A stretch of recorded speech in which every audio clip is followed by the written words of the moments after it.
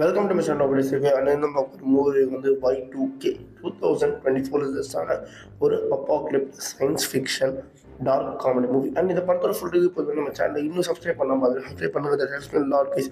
உங்களுக்கு நிறைய movie reviews updates வந்துகிட்டே இருக்கும். And this video sponsored by Learn New Skill Technologies. இவங்க ஐடி ரிலேட்டட் ஸ்கில்ஸை கோர்ஸாக உங்களுக்கு மோஸ்ட் அஃபோர்டபுள் ப்ரைஸில் பண்ணி தராங்க.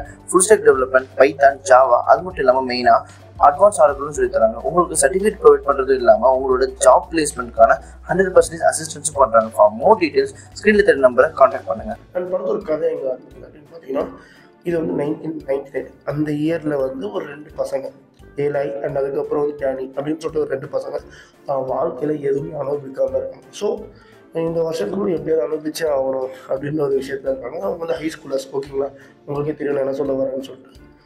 மற்ற விஷயங்கள் இருந்தாலுமே இந்த பொண்ணு அப்படின்ற ஒரு விஷயத்தில் வந்து 2 பேருமே வீக். ஆனால் கையில் எப்போவுமே வந்து கேரி பண்ணிட்டு சுற்றிட்டு இருப்பாங்க இந்த சேஃப்டியை, ஓகேங்களா. அதுக்கப்புறம் என்ன ஆகுது அப்படின்னு பார்த்தீங்கன்னா, நம்ம ஏலாய்க்கு வந்து இன்டர்நெட்டில் ஒரு கேர்ள் ஃப்ரெண்டாக இருக்கா. அவள் ரியல் லைஃப்பில் அவரோட கிளாஸ்மேட் லோரான்னு சொல்லிட்டு. இந்த பையனுக்கு அவன் மேலே ஒரு பயங்கரமான க்ரஷ்ஷு, கொஞ்சம் நெஞ்சில் ரொம்ப க்ரஷ்ஷு.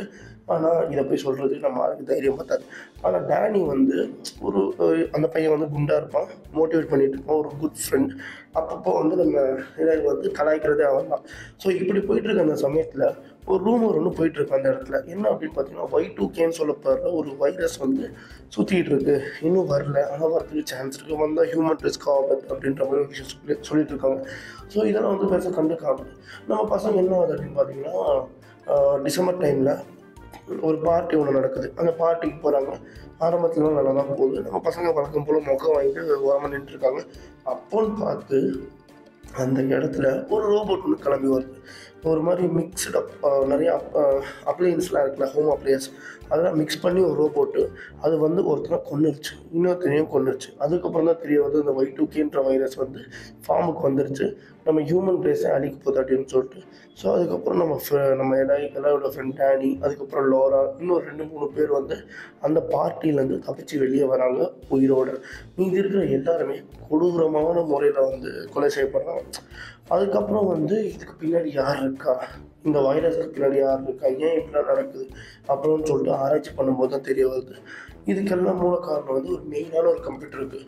அந்த கம்ப்யூட்டர்லேருந்து மற்ற எல்லா அப்ளையன்ஸ்க்கும் வந்து சிக்னல் போகிறதுனால தான் அவங்க இந்த மாதிரி ட்ரான்ஸ்ஃபார்ம் ஆகி மனுஷங்களை கொல்ல ஆரம்பிக்காங்க. ஏன்னா வந்து நம்மளோட இன்ஃபர்மேஷன் எல்லாமே நம்ம யூஸ் பண்ணுற மிஷின்ஸ்குள்ளே தான் இருக்குது. ஸோ அந்த இன்ஃபர்மேஷன் வச்சு நம்ம ஈஸியாக வந்து கண்ட்ரோல் எடுக்கலாம். இது ஒரு சிம்பிள். அதே மாதிரி இந்த ஏஐ அந்த ரிலேட்டடான விஷயங்கள்லாம், ஓகேங்களா.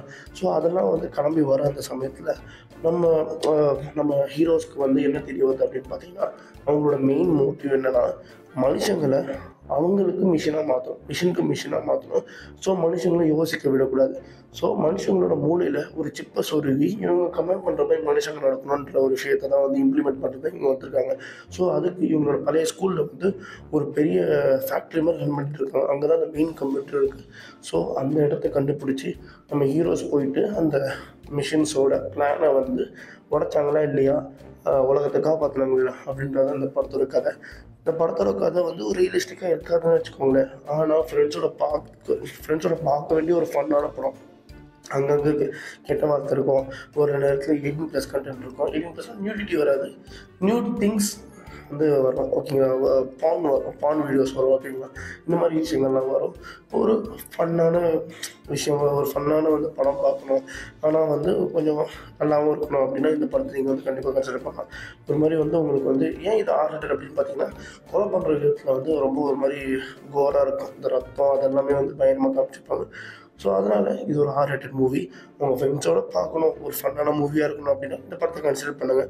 மற்றபடி இது ஒரு ஆவரேஜ் படம் தான் என்ன கேட்டிங்கன்னா, okay.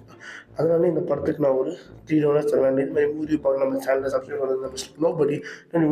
Bye, have a great day.